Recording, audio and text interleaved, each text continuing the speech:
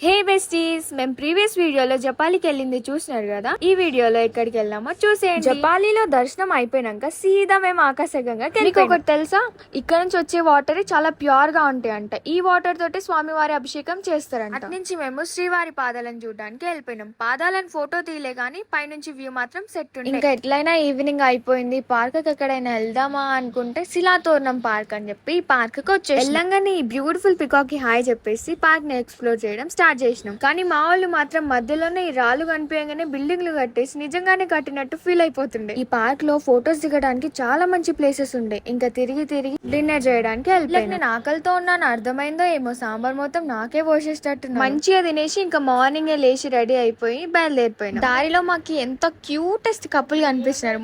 Morning ఇట్లాంటి వాళ్ళు కనిపిస్తే ఎంత మంచిగా అనిపిస్తుందో కదా. చాలా సేపటి వెయిటింగ్ తర్వాత ఫైనల్లీ దర్శనానికి చాలా టైం పట్టినా గానీ స్వామివారిని చూడంగానే అన్ని వర్త్ ఇట్ అనిపించింది. ఇంతటితో Tirupati trip completed. Okay bye.